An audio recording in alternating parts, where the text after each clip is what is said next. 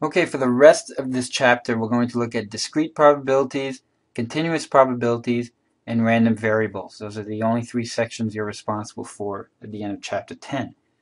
So discrete probabilities are different from continuous probabilities, which will go back and forth here.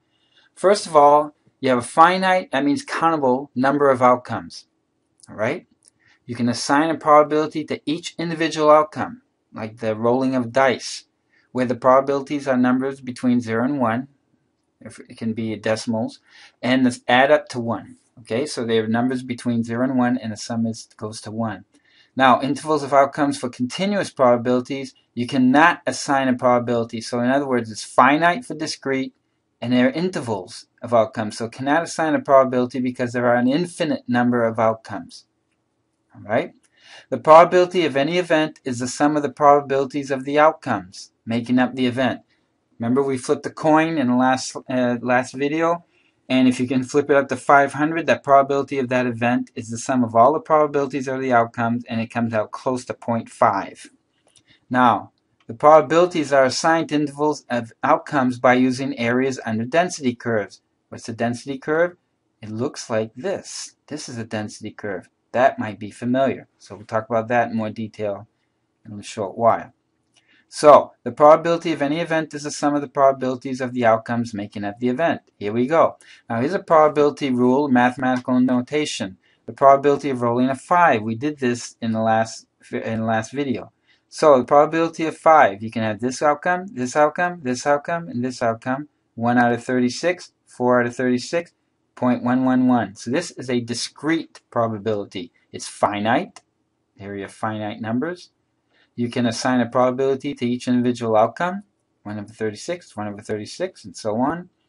The probability of any event is the sum of the probabilities of the outcomes making up the event, 1 over 36 plus 1 over 36 plus 1 over 36 plus 1 over 36 is 4 over 36, which is a 0.111 ratio.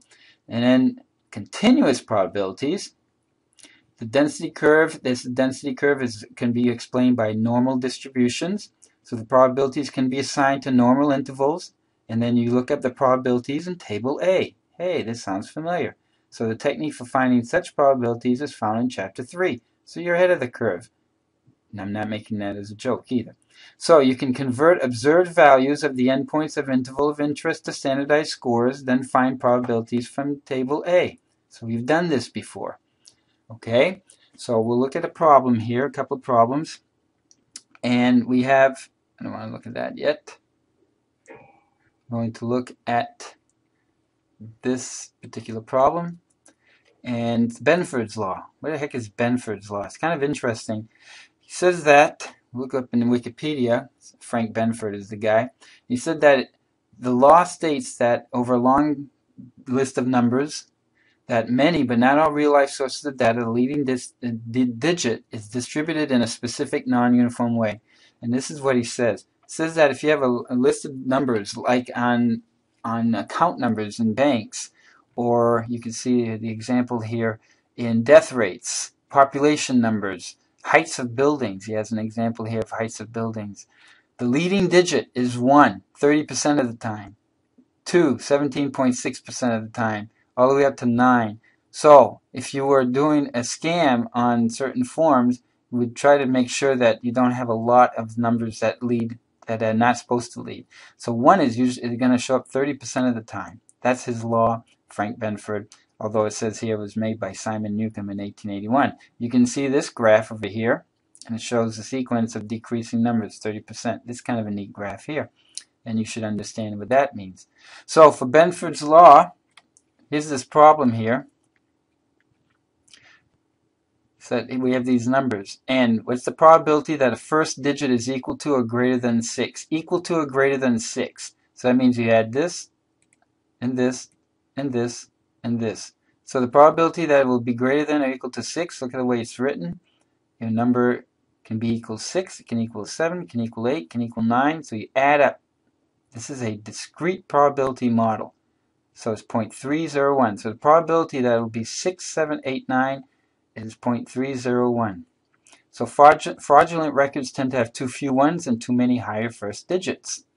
So what's the probability that it will be above 6? This is not including 6. So now we're just going to look at 7, 8, 9. And here are the ratios. 7, 8, 9 for a total of 1.155. Okay. Here's another discrete problem.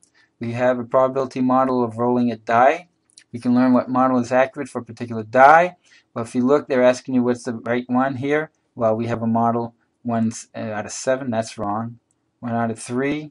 That's a possibility. 1 out of 3, 1 out of 6, and you can't have that one here. So which one is it going to be? It says only model 2 is legitimate. Okay, why is that? Because look at what we were asking for.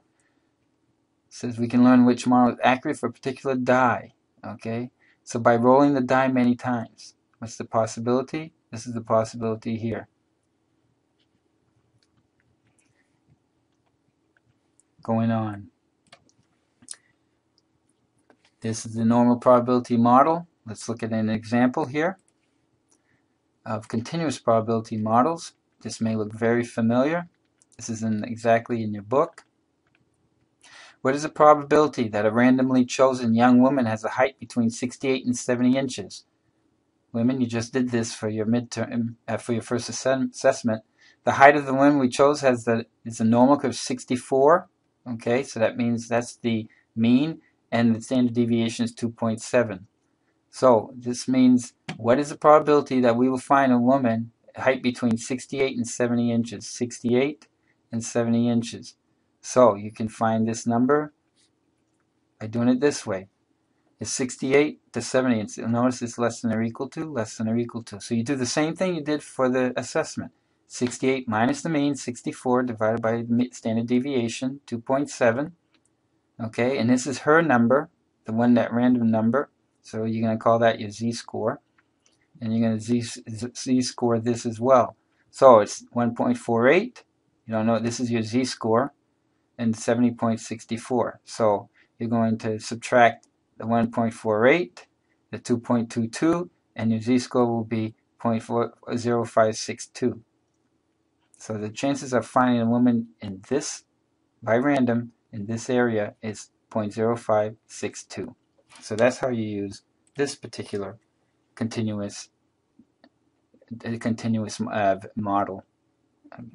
I'm losing my voice here. Continuous probability model. Okay? All right, let's get back on track here. A random variable. Random variable is a variable whose value is a numerical outcome of a random phenomenon. What the heck does that mean? We'll explain in a minute. The probability distribution of a random variable, x, tells us what values x can take and how to assign probabilities to these values. Okay? So if random values that have a finite countable list of possible outcomes are discrete, that have an infinite number and have an interval, then they are continuous. So let's look at what that means here. So let's look at random variables. Random variables here. Grades in a statistic course. So we have students in Stats 101 received 26 A's, 26% A's, 42% B's, and so on. Okay? So choosing a statistic student at random. This is discrete here. Okay? So you're choosing a person at random. There's that random variable. Okay? Choose at random. Means to give every student the same chance. Okay? This is like an SRS type of survey. So this is a discrete variable. Okay? So what we want to know is, say in words what the meaning of the probability of x is greater than or 3 is, and what is the probability. So that means it's greater than or equal to 3. So that means that, let's see, it's going to be a variable of, I have to make sure that we have the right ones here. And 2%, so this is F, D, C, so this is B's and A's, B's and A's. So the probability that we will get, this means a student will get a B or above. And what is that probability? You add up 0.42 and 0.26, so you get 0.88. So chances are when you meet a student, 88% that he'll be having a B or an A. Okay, so poor grade is poorer than C. Okay, so that means poorer than C. That means you would combine these two, the D and the F, not C because it's not included. Okay, and then you would do the same thing in the continuous one, is study of 12,000 able-bodied males. You know that the mean time is 7.11. They're running for a mile, and the standard deviation is 0.74. So you create a probability curve, choose a student at random, and call this time the mile for the mile y. And they're saying, what is the meaning of y is greater than 8? Okay, so the probability, you can figure that out with using the normal curve and a percentage, the percentile as well. So this is a continuous probability model. Okay, so hopefully this gave you an idea of what is important in Chapter 10. Let me know if you have any questions.